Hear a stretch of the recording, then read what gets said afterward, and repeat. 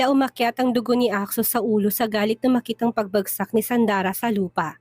Agad na binunot ng binatang baril sa tagiliran at pinaulan na ng balang mga lalaking palapit sa pwesto ng dalaga. Kill all those bastards! Huwag kayong magtitira ng buhay! Yes, boss! Tugon ng mga tauhan ng binata. Batid nila na galit ang kanilang amo. Lahat ng binaril nito ay puro sa ulo ang tama. Lipunin silang lahat. Huwag hayaan na may makatakas. Utos na nagsilbing leader sa tauhan ng mga tao. Nang makalapit si Axos kay Sandari kagad niya itong binuhat. Thanks God! Nakahinga ng maluwag ang binata nang makitang wala itong tama ng baril. Pampatulog lang ang tumama sa katawan ni Sandara. Mukhang ang pakay ng mga to ay kidnapin ng buhay si Sandara upang gawing hostage laban sa kanya. Mabuti naman at ligtas si Sandara, anak, ani Camila, habang pinupunasan ng mukha ng dalaga na hanggang ngayon ay wala pa ring malay. Mabuti na lang at saktong pagdating namin bago pa siya makuha ng mga Russians na yon. Those bastards really want to take me down before Dad could pass his position. Bumuntong hininga ang kanyang ina. Kaya maintindihan ko kung tanggihan ni Sandarang pumasok sa pamilya natin. Hindi birong susuungin niyang panganib sa oras na maging isa siyang de la Cuesta. Anong plano mo ngayon, anak? Bala ko pa rin bang pilitin si Sandara? Naawang tiningnan ni Camila ang dalaga. Takot na takot siguro to kanina para sa sariling buhay. Tumalikod si Axos upang itago ang takot na bumalatay sa kanyang mukha. Isipin pa lang ng binatang makikipaghiwalay sa kanya si Sandara, ay sobra na siyang nasasaktan. I can't let her go, mommy. I love her too much. Kung kinakailangan kong tanggihan ang posisyon na gustong ipasa sa akin ni Dad, ay gagawin ko. Sandara is more important to me. Siya lang at wala ng iba. Hindi mapigilan ni Camila ang maluha. Talagang binata at matured ang kanyang panganay. Wala na talaga ang batang tahimik ngunit pasaway na inaalagaan niya noon. Malalaki na talaga ang kanilang anak ni Jovito. Lumapit siya sa kanyang anak at tinawakan to sa kamay. Masaya ako na marinig yan sa'yo, anak. Ang laki mo na talaga, anak. Matured ka na mag-isip samantalang noon ay tinutulungan mo pang mga kapatid mo na nakawin ng panty ng yaya mo. Mommy, pulang-pula ang mukha ng suway ni Axos sa mami niya. Baka mamaya ay marinig ni Sandara ang pinagsasabi nito. It's embarrassing. Saka lamang natigil sa pag-usap ng mag-ina nang mapansing nagising na si Sandara. Nakaupo ito tahimik na umiiyak. Tila may nagbara sa lalamunan ni Axos. Nakakaunawa naman na lumabas na muna ng kwarto ang kanyang ina.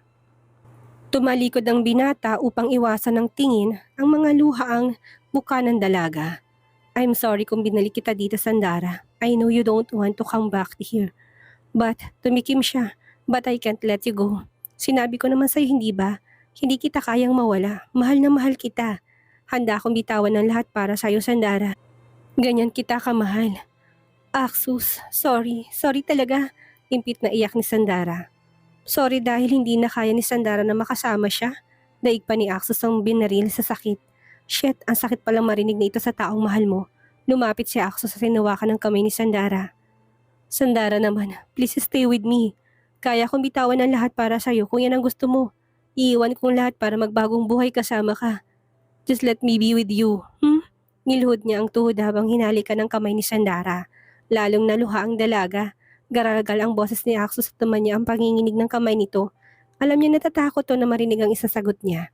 She could see from his face how he loved her. Handa pa itong piliin siya. Mahal na mahal din naman kita, Axos.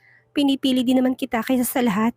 Natulala si Axos. Kahit naiyak si Sandara, hindi niya maiwasang mapangiti dahil napaawang pang labi nito na parang batang hindi makapaniwala sa sinabi niya. Wala naman talaga akong balak na iwan ka. Ang totoo ay tanggap ko ng lahat sa'yo. Hinawakan niya mukha ng binata at saka mabilis na hinilikan sa labi. Bakit ko iiwan ang lalaki nagmahal sa akin ng sobra? Ang swerte ko na sa'yo kaya bakit kita iiwan? Is that true? Then why did you? Napangiwi si Sandara. Naku, pasensya na. Gusto ko lang naman pumunta sa amin na mag-isa. Maniwala ka, wala akong balak na takasan ka. Ang totoo niyan, hindi naman ang nalaman ko kung bakit ako wala sa sarili nitong nakaraan. Si Daddy ang iniisip ko. Ayoko siyang magalit sa akin, Axos. Pero hindi ko rin kayang mawala ka kaya pinag-isipan ko mabuti ang gagawin ko, Axos. Gusto kitang makasama habang buhay. Napahinto siya sa pagsasalita ng sakupin ni Axos ang labi niya. Pumikit si Sandara at hinayaang halikan siya nito ng marubdob. Sinabayan niya ang mabining paggalaw ng labi nito. Humiwalay si Axos sa kanya. Thank you for choosing me, Sandara. Puno ng sinseridad ang mga mata ng binata habang nakatingin sa kanya. I love you. Mahal na mahal din kita, Axus. Tandaan mo, handa akong piliin ka araw-araw. Maging sindikato ka man o aswang o kahit ano pa. Handa akong samahan ka hanggang sa pagtanda nating dalawa. Humihikbing yumakap si Sandara sa binata. Salamat sa laging pagliligtas sa akin sa oras na kailangan kita. Hindi ko alam kung bakit ang swerte-swerte ko dahil ibinigay ka ng Diyos sa akin. Gumanti ng yakap to sa kanya, kapwa sila emosyonal na dalawa, parehong masaya. Maswerte ako sa iyo, Sandara. Hindi ka lang maganda, sweet ka pa't mabuting tao. Namumulang hinampas ni Sandara sa dibdib si Axus. Sus, nang bola ka pa. Tss, hindi ako marunong mang bola. Napatili si Sandara nang halikan siya ni Axus sa liig. Kumalabog ang pinto't nagmamadaling pumasok si Camila. Axus, anak, ano nangyari? Agad na itinulak ni Sandara si Axus na nakapatong na sa ibabaw niya. Diyos ko, nakakahiya. Mami naman, napangiwi ang ginang. Ay, sorry naman. Malay ko bang nagroromansahan pala kayong dalawa? Akala ko nagwawala to si Sandara eh. Ngiti-ngiti na tumalikod si Camila. Sige, ituloy niyo ng pagroromansahan niyo. Lalabas na ako. Bago tuluyang lumabas ay lumingon muli ang ginang. Sige lang anak, kaldag lang ng kaldag. Yung malalim para kang balagad. Mami, ito na nga lalabas na. Aniya ng ginang bago tuluyang lumabas. Hiyang-hiya na hinampas ng dalaga sa dibdib si Axus. Ikaw naman kasi, bakit ka patong ng patong hindi pala nakalakang pinto? Nakakahiya tuloy. Tumawa lang si Axus. Mabilis na umalis na sa ibabaw niya bago siniguradong nakalak ng pinto. Now it's lock. Pwede na tayong magsimula. Ani ng binata sabay halik sa labi ni Sandara. Pumikit ang dalaga at hinayang sakupin ni Axus ang labi niya habang nakayakap sa leg nitong braso niya. Malinaw ng isip at puso niya ngayon. Hindi na siya aalis sa tabi ng binata habang buhay. Panay ang buntong hininga ni Sandara habang nakatayo sa harapan ng tapat ng kwarto ng daddy niya. Ayaw niya maglihim sa daddy niya bago siya ikasal. Gusto niya sabihin ditong lahat tungkol sa lalaking mahal niya. Paika-ika na lumapit si Nurse Julia sa kanya.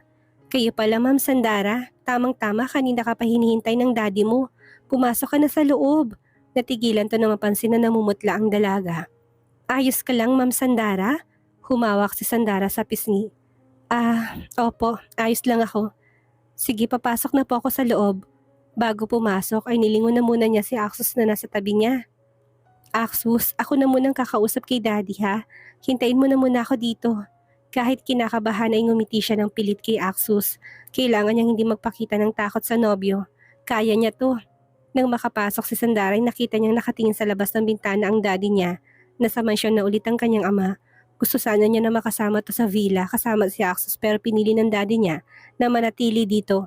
Ayon kasi sa daddy niya nandito ang alaala nila ng mommy niya. Kaya ayaw nito na umalis dito pero sigurado namang ligtas ito dahil napapaligiran ng mga tauhan ni Axus ang paligid. Daddy, lumapit si Sandara tumalik sa noo ng ama. Agad namang ngumiti ito na makita siya. Sandara, anak, mabuti naman at pumasyal ka. Tungkol ba sa kasal niyo ni Axus ang sadya mo? Nakagat ni Sandara ang labi. Napansin naman kaagad ni Sandra ang pagdaan ng pagkabalisa sa mukha ng kanyang anak. Ganito si Sandara kapag may gustong sabihin sa kanya kahit nung pangbata ito. Daddy, lumuhod si Sandara at kinuha ang kamay ng daddy niya. Naalala niyo po ba nung buhay pa si mommy? Ang sabi niyo, pumili ako ng mabuting lalaki na kaya akong mahalin. Kung hindi kayang manakit ng iba. Kasi ang sabi niyo noon ni mommy, kapag nanakit ng ibang mapipili ko, hindi malabong masaktan din ako. Hindi mapigilan ng dalaga niya ang mapait na mapangiti ng maalala ang mommy niya. Pagkatapos kasi nitong sabihin sa kanya, ng mommy niya ay namatay ito pagkalipas lamang ng ilang araw. Parang isang bilin ang huling sinabi nito sa kanya kaya naman tumatak yun sa isip niya. Bumuga si Sandara ng hangin para mag-ipon ng lakas ng loob. Si Axus, anak siya ng mafia dad. Kaya niya manakit ng kapwa, hindi siya kasing buti ng iniisip ko o ninyo. Kaya niyang pumatay ng tao nang hindi kumukurap o natatakot. Sandara, gulat na gulat si Sandro sa narinig. Yumuko si Sandara upang iwasan ang tingin ng kanyang ama. Natatakot siyang makitang pagtutol sa mga mata nito. I'm sorry dad, pero hindi ko matutupad ang pinangako ko sa inyo ni mommy. Naalala ni Sandara ang lahat ng tulong ng mga De La Cuesta sa kanya, ang pagsagip sa buhay niya ng ilang beses, at pagtulong na mabawi ang lahat ng meron siya. Sumagap siya ng hangin upang bigyan ng lakas pa ang dibdib. Kung itakwil man siya ng daddy niya ay buong puso niya itong tatanggapin. Matapang niyang sinalubong ang mga mata ng daddy niya. Hindi siya mabuting tao, pero kaya akong itrato ni Axos na parang reyna. Siguro nga'y kaya niya akong manakit ng iba, pero hindi niya ako kayang saktan. Kaya niya rin pumatay ng hindi natatakot, lalo na pagdating sa akin. Si Axos, Dad, kaya niya akong mahalin at protektahan. Mabuting lalaki siya sa akin at kaya niya akong mahalin na higit sa buhay niya. Mahal na mahal ko si Axos, Daddy. Mahal na mahal ko po siya. Kaya sana matanggap niyo rin siya katulad ng pagtanggap ko sa kanya. Ayoko po maglihim sa inyo, Daddy, kaya sinasabi ko lahat ng ito sa'yo. Gusto ko kasi malaman yun tungkol kay Axos bago kami magpakasal. Pakiramdam ni Sandara hindi siya makahinga habang hinihintay ang sasabihin ng daddy niya. Sandara, mabuting lalaki ang gusto ko para sa'yo. Yumuko si Sandara habang madi nakagat ang labi niya. Inaasahan niya na to. Kung hindi ka niya kayang saktan at kaya kanyang mahalin habang buhay, sapat na yun anak para masabi ko na isa siyang mabuting tao para sa'yo. Daddy, agad na nalabong mga mata ng dalaga nang marinig ang sinabi ng daddy niya. Nang tumingin ang dalaga sa kanyang ama, ay nakita niya sa mata nito ang pagtanggap. Pagtanggap na hindi niya inaasahan. Wala kaming ibang gusto ng mami mo, kundi ang mapunta ka sa tamang lalaki. Sa tamang tao. Alam ko kung narito siya, ay magiging masaya din siya para sa'yo. Nakita ko kung paano ka itrato ng kanyang pamilya, kung paano kanya tignan. Nakita ko kung kanyang mga matang tunay kanyang mahal. Doon pa lang ay nasabi ko na sa sarili ko na nakita na ng aking anak ang tunay na nagmamahal sa kanya. Hirap man ay nagawang lakasan ni Sandro ang boses. Alam kong naririnig mo ko, Axos. Pakinggan mong sasabihin ko. Mahalin mo ang aking anak katulad ng pagmamahal ko sa kanya. Tuparin mong pinangako mo sa akin na hindi mo siya sasaktan. Nag-iisa lang si Sandara sa buong mundo. Kawalan mo kung sasaktan mo pang anak ko. Sumilay ang ngiti ni Axos sa labas ng kwarto nang marinig ang sinabi ng ama ng dalaga. Yes sir, makakaasa kang hindi ko siya sasaktan. Anong sir? Tawagin mo na akong Daddy Axos. Simula nang mahalin ka ng anak ko ay hindi ka na ibang tao sa akin. Yes Daddy. Nakangiting pinahid ni Sandara ang luha habang nakayakap sa daddy niya. Daddy, maraming salamat po sa pagtanggap sa amin ni Axos. Maraming salamat po sa pag-aaruga at pagpapalaki sa akin bilang mabuting anak. I love you, Dad. Malambing na sabi ni Sandara sa daddy niya. Hindi mapigilan ni Sandro ang maluha. Mula pagkabata ni Sandara ay napakabait na nito at malambing na bata. Pinahid ni Sandara ang luha ng daddy niya. Alam niya na masaya ito at nalulungkot. Nakikita yun ng dalaga sa mga mata nito. Ikakasal na talagang prinsesa ko. Totoo ngang narinig ko mula sa iba. Masaya na malungkot kapag magkakapamilya ng iyong anak. Napangiti si Sandara bago yumakap muli dito. Hindi naman po ako mawawala, ikakasal lang po ako. Tandaan mo daddy, lagi pa rin naman ako nandito para sa'yo. Nandito kami ni Axos para sa'yo. Mahal na mahal ka ni daddy. Sandara anak. Agad na yumakap si Sandara kay Axos na makalabas siya ng kwarto. Feeling great? Tanong ng binata. Agad siyang tumango. Oo, Axos. Sobra, napakagaan ang dibdib ni Sandara na sabi niya sa daddy niya ang totoo at nagawa din itong tanggapin ng lahat tungkol sa mapapangasawa niya. Nabigla siya nang hilahin siya ni Axos upang yakapin. Thank you for telling him how much you love me, Sandara. Napakasaya ni Axos. Kaya rin palang tumapang ni Sandara pagdating sa kanya. Kaya rin pala siya nitong ipaglaban. Hindi ka magsisisi na minahal mo ko, Sandara. Pinapangako ko yan sa'yo. Panay ang buga ng hangin ni Axos habang nakatayo at naghihintay sa tapat ng altar. Kanina pa kinakabahan ng binata habang hinihintay si Sandara na dumating. Binata, hindi niya maiwasan na mapangiti. Soon he will be Sandara's husband. Hindi na siya binata. Magiging asawa na siya ng babaeng hindi niya inakalang mamahalin niya ng sobra. Hindi mapigilang magbiro ni Sander, ang tumatayong best man sa kasal. Relax, Axos. Stand straight. Huwag mo ipahalatang mawawalan ka ng malay. Nito na ikinatawa ng mga kapatid at pinsan nito. Tumingala si Axos at muling bumuga ng hangin. He couldn't imagine himself getting nervous like this on the day of their wedding. Totoo ngang sinabi ng daddy niya na lahat ng kabay mararamdaman mo sa oras na ikasal ka sa babaeng pinakamamahal niya. Bumukas ang tarangkahan ng simbahan. Nang makita ni Axos si Sandarang naglalakad palapit sa kanyang kinatatayuan, ay hindi mapigilan ng binatang mapasinghap. Sandara is gorgeous in her wedding dress. Nagtataka man dahil hindi ang dream wedding dress nitong suot ay hindi naman may tatanggi na lalo tong gumanda sa suot na conservative style wedding dress. Panay ang tulo ng luha ni Sandara habang tulak niya ang wheelchair ng daddy niya. Sandara, tahan na. Masisirang makeup mo anak. Ikaw dapat ang pinakamagandang babae sa simbahan ngayon. Biro ng ama ni Sandara. Masaya lang ako daddy. Hindi ako makapaniwala na sa maikling panahong magkakilala kami ni Axus. Ay sa simbahan pala kami babagsak. Nahihirapan man ay nagawang tumawa ni Sandro sa dalaga. That's lovely anak. Hindi yan nasusukat sa tagal o ikli ng panahon ng pagkakakilala. Ang pag-ibig, kapag tumama sa'yo, wala ka nang kawala pa. At yan ang nangyari sa inyo ni Axus. Tama ang daddy niya. Hindi ka na makakatakas kapag pinana ka ni Cupido. Katulad na nangyari sa kanya. Pareho silang nahulog ni Axus at minahalang isa't isa. Sa kabila ng pagsubok at mga lihim ay nagawa nilang tanggapin ang isa't isa. Nang makarating si Sandara at daddy niya sa harapan ni Axus ay yumuko sa harapan nila. I promise to take care of her and love her for the rest of my life, Dad. Hindi ko sasaktan ng prinsesa mo, katulad ng pinangako ko. Tumayo ng tuwid si Axus at tumingin sa ama ng dalaga nang may panunumpa. Habang buhay ko siyang mamahalin kasama ng bubuuhin naming pamilya. Nanginig ang labi ni Sandro kasabay ng kanyang pagluha. Naniniwala ko sa iyo, Axus. Ang anak ko, nag-iisa siyang prinsesa sa buhay namin ng mami niya. Pinapaubaya ko na sa iyo ang pangangalaga sa kanya.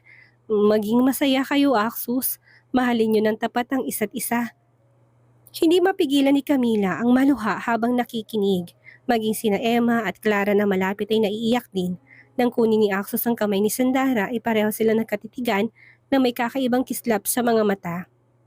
You may kiss the bride. Nang lumapat ang labi ni Axus sa labi ni Sandara na ngayon ay asawa na niya, ay hindi mapigilan ng pagtakas ng luha sa mga mata niya. Finally, asawa na kita, Sandara. Muling pinatakan ni Axus ng halikang labi nito. Gigising na ako, nakatabi ka. Matutulog na katabi ka. Kakain ng kasabay ka. Mahahawakan at mayayakap ka sa lahat ng oras. Ang ilong naman ito ang pinatakan niya ng halik. Mahal na mahal kita, Mrs. De La Cuesta. Nang pahirin ni Axus ang luha sa mukha ni Sandara ay napahikbi siya. Hindi na siya dalaga ngayon, isa na siyang ganap na Mrs. De La Cuesta. Ang asawang magsisilbi kay Axus habang buhay. Nakangiting tumingala si Sandara sa kanyang asawa. Asawa, ang sarap pakinggan. Mahal na mahal din kita, Axus. Maraming salamat sa lahat. Hindi lang sa pagmamahal mo kundi sa pagliligtas at palaging nariyan sa tuwing kailangan kita. Maraming salamat dahil hindi ka umalis sa tabi ko. Hindi niyo ako pinabayaan ng pamilya mo. Kinuha ni Sandara ang kamay ni Axus at pinisil ito. Pangako, habang buhay din kitang mamahalin. Nang maglapat muli ang labi ng dalawa ay nagpalakpakan ng lahat. Nangunguna si Jordan sa mga yon. Nakangiting nakatingin ang lalaki sa babaeng tunay niyang minahal. Masakit man ay pinili niyang tanggapin ang lahat. Ang makitang masaya si Sandara ay sapat na sa kanya. Anak, tayo na. Sandali lang, Mommy. Pigil ni Jordan sa kanyang ina. Sandali na lang. Gusto ko pa siyang makita bago tayo pumunta ng airport. Awang-awa na tumango ang mami niya. Kagaya niya ay lumuluha to. Bata pa lamang sila noon ni Sandara ay tinuring ng tunay na anak ng kanyang ina ang dalaga. No, hindi na dalaga ngayon si Sandara. Nakatali na ito sa iba. Nakakalungkot lang anak. Akala ko'y siya na ang magiging manugang ko. Talaga mapaglaro ang tadhana. Sa tinagal-tagal niyang dalawa, sa iba pala siya sasaya. Ngumiti si Jordan sa kabila ng kanyang pagluha. Nagpapasalamat pa rin ako sa tadhana dahil hindi napunta sa maling tao si Sandara. She deserves to be happy at kay Axus niya natagpuan ang kaligayahan na yon. May ngiting bumaling ang lalaki sa ina. Tara na, Mommy. Samantala, nakita ni Sandara si Jordan bago umalis. Nagpalitan sila ng ngiti, walang halong sama ng loob o sakit. Umugong ang kantsawa nang masalo ni Lovely ang bouquet na hinagis ni Sandara. Nang makita ni Lovely na nakatingin si Sander ay dali-dalin tong ipinasa sa katabing bridesmaid ang bulaklak na kinatili ng babae sa tuwa. Kailan ka ba mag-aasawa, Ashton? Aba, naunahan ka pa ni Axus. Huwag mo sabihin sa akin na balak mong tumandang binata. Natampal na lamang ni Emma ang noo. Maging si Angel ay wala pa ring nobyo hanggang ngayon at mukhang wala rin itong balak na mag-asawa katulad ng kakambal. Nilingon ni Clara ang mga anak. Kayo, kailan kayo mag-aasawa? Nagkatinginan sina Luis, Jason at Zovito at sabay-sabay na umiling. Kanya-kanya ng layuan ng kanilang mga anak na mga lalaki sa sariling mga ina. Napatili si Sandara nang buhatin siyang bigla ni Axus. Namumulang pisnging himakap siya sa leeg ng asawa. I wondered why are you wearing this dress instead of your dream dress, hmm? Mahinang bulong ni Axus sa asawa. Pilyang umiti si Sandarang kinalunok ni Axus. Mas gusto kasi ng asawa kong itago ang katawan ko kaya sinunod kong gusto niya. Hinila ni Sandara ang ulo ng asawa para bulungan to. Mas gusto kong isuot ang dream wedding dress na yun sa kwartong kasamang asawa ko. Para siya lang ang makakita ng kaseksihan ko habang suot ko yon. Pagdidiin muli niya sa salitang asawa sa pilyang paraan. Kaya naman, sunod-sunod na napalunok ang asawa niya ng laway. Teka Axus, saan mo dadalhin si Sandara? Pupunta pa tayo sa reception. Pigil ni Camila sa anak ng buhati nito paalis si Sandara. Mag-honeymoon na kaagad kami, mommy. Gagawa na kami ng apo mo. Nakangising tugon ni Axus sa ina. Agad na lumaki ang ngiti sa labi ni Camila. Nakuha pa nito mag-thumbs up sa anak. Go anak, hindi mo naman kaagad sinabi. O siya, tayo nang bahala sa reception dahil magroromansahan ng bagong kasal.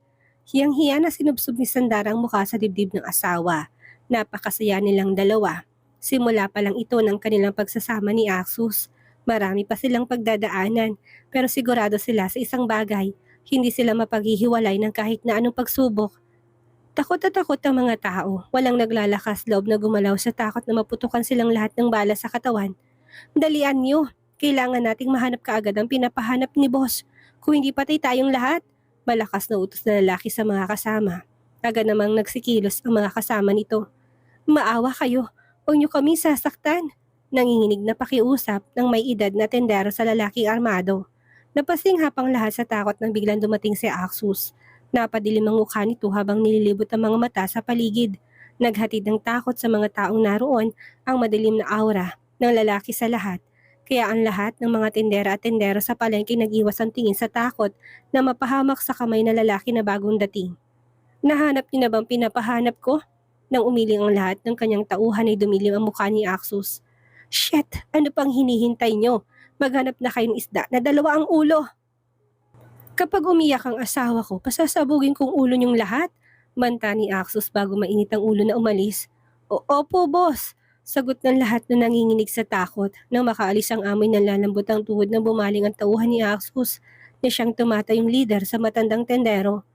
Manong, nagkakamali kayo. Hindi kami narito para manakit o manakot. Naghahanap lang kami ng isda na dalawa ang ulo. Naglilihi kasing asawa ng boss namin at gusto niyang kumain ng isda na dalawa ang ulo. Tulungan niyo kami maghanap. Pagod na kami kakahanap sa isda na yan. Baka palangoy na kami ni boss sa dagat. Marami na ang tauhang nasa ibang bansa para maghanap ng gusto ng kanilang among babae. Subalit wala pang nahahanap. Sinuyod na rin ng iba ang lahat ng palengke sa bansa. Subalit wala pa rin. Mukhang lahat sila ay nanganganib na mapalangoy sa karagatan dahil sa isang hinahanap nila. Nagkatinginan ang mga namumutlang tendero at tendera. Maya-maya ay may lalaking nagtaas ng kamay. Hawak nitong isang kamay ang isda na may dalawang ulo. Ligtas na tayong lahat! Sigaw ng lahat. Napasinghap si Sandara na makitang isdang nakahain sa mesa. Wow, Axus! Nakahanap ka? Thank you, asawa ko. The best ka talaga. Mayabang na humawak si Axus sa baba. Ako pa ba? Siyempre, lahat ng gusto ng asawa ko, ibibigay ko. Napapalunok na lumapit siya sa asawa at sabik na yumakap dito. Halos isang linggong din hindi nakatabi si Axus kay Sandara dahil sa isdang pinapahanap nito. Hindi siya nito kinausap hanggat hindi niya nahanap ang gusto nito. Kaya naman kahit mahirap ay nagtiis siya at na kontentong pumusli tuwing gabi upang tabihan ito at yakapin. Ang sabi ng mommy niya ay ganito daw ang buntis kapag naglilihi. Weirdo at hahanapin ang mahirap hanapin. Hindi si Axus naniwala noong una, pero nang magbuntis si Sandara, napatunayan niyang totoo. Pumikit si Axus habang yakap si Sandara. Mabini din niyang inaamoy ang mabangong buhok nito. Lumayo si Sandara kay Axus at naiiyak na tumingala. Axus, bakit mo siya niluto? Kumunot ang noo ni Axus sa tanong asawa. Why? Napahikbi si Sandara. Ang sabi ko, hanapan mo ko ng isda, pero hindi ko naman sinabing ipaluto mo eh. Pinatay mong isda ko. Napamaang si Axus na hindi nakapagsalita. Napalunok to ng laway nang marinig ang sunod na sinabi ni Sandara. Hanapan mo ulit ako ng isda. Ang gusto ko, 4 ng ulo ha. The heck? Nangumuso si Sandara ay may nagbabadyang luha sa mata at diretsong tumayo si Axus sa harapan ng asawa. Huwag kang mag-alala, asawa ko. Kahit sa ang sulok pa ng mundo, hahanapan kita ng isda na gusto mo. Nilingon ni Akso sa mga tauhan na ngayon ay mangiyak-ngiyak na. Isip-isip na mga to, mas mabuti pang utusan sila ng amo na pumaslang kaysa maghanap ng isda na apat ang ulo. Nagsalita si Aksos at nagutos. Narinig niya naman ang gusto ng asawa ko. Magsimula na kayo maghanap ng isda na may apat na ulo. Walang nagawa ang mga ito kung hindi ang sumunod. Nang makalis ang mga tauhan ay nagpaalam na si Aksos sa asawa. Aalis na ako. Saan ka pupunta, Aksos? Tanong ni Sandara sa kanyang asawa. Hindi nakaligtas sa kanyang matang paglunok ni Aksos nang lumapit siya dito. Tutulong ako sa paghahanap ng niyakap si Aksos sa bewang nito. Alam niya na wala pa itong pahinga at tulog dahil sa paghahanap ng mga gusto niya. Ewan ba niya, hindi niya maipaliwanag kung bakit hindi siya makakain ng maayos kapag hindi niya gusto ang mga pagkain o hindi nakikita ang mga gusto niyang bagay. Katulad ng isdang pinapahanap niya. Itigil man ang utos mo sa kanila, Aksos. Sigurado ka ba? Nang tumango hinaplos itong pisngi niya. Kung iniisip mong mahihirapan kami, huwag kang mag-alala. Mahahanap at mahanap ko yan kahit sang sulok ng bansa pa. Napangiti si Sandara habang nakatitig sa gwapong mukha ng kanyang asawa. Lalo niya napatunayan kung gaano siya kamahal ni Aksos nang ikasal sila. Ang swerte niya dahil kahit gaano to katigas at kalupit sa iba, pagdating sa kanya ay napakalambot ng puso nito. Kaya lalo niya itong minamahal. Hindi ko na kailangan ng isda, basta wag ka nang aalis sa tabi ko. Hindi kasi sapat sa akin ang ilang oras lang nakatabi kita sa gabi. Namula ang tenga ni Akso sa sinabi niya. Akala mo hindi ko alam na tumatabi ka sa akin tuwing gabi, no? Ninisihan niyang asawa. Ikaw ha, nanananching ka kapag tulog ako. Ang likot ng kamay mo, kung saan-saan humahawak. Tudyo niya kaya napakamot to sa ulo. I'm sorry. Isang buwan na tayo na walang sexy time, asawa ko. Masyado kang sexy at maganda. Masisisi mo ba ako kung pag nasaan kita ng sobra? Amin ni Aksos. Namumula ng hinila ni Sandara ang kamay nito. Bakit hawak lang asawa ko? Bilang initian ni Sandara na ngayon ay napapalunok na ng laway. Bakit hawak lang kung pwede mo naman? Malakas na napatili siya nang buhatin siya ni Aksos. Hindi mo naman kasi kagad sinasabi maganda kong asawa. E di sana, hindi ko na pinigilan ang sarili ko ng ilang buwan. 2 buwan pa lang nabuntis si Sandara. Akala ni Aksos ay hindi nito mag-isiping sila dahil buntis to, pero mali pala siya. Ngayon na nalaman niya na siya lang ang nag-iisip na hindi nito gusto. Aaraw-arawin niyang asawa hanggang sa lumaki ang tiyan nito. I love you, Aksos. Mahal na mahal ka namin ni baby. Lumamlam ang mga mata ni Aksos na marinig ang malambing na boses ng asawa. Hindi pa rin nagbabagong epekto ni Sandara sa kanya. Sa tuwing sinasabi nito sa kanya na mahal siya nito, nagagawa pa rin itong pabilisin ng tibok ng kanyang puso. I love you more, Sandara. Mahal na mahal ko kayo na magiging anak natin. Sagot ni Aksos at halik sa mapulang labi ng asawa. Dito na po nagtatapos ang kwentong pag-ibig ni Sandara at Aksos. Maraming salamat po sa lahat ng sumuporta at sumabaybay. Huwag niyo pong palalagpasin ang kwento ni Ashton at Ligaya. Romance comedy series po to. May pagkakwela ang female lead, kaya kita-kits po tayo.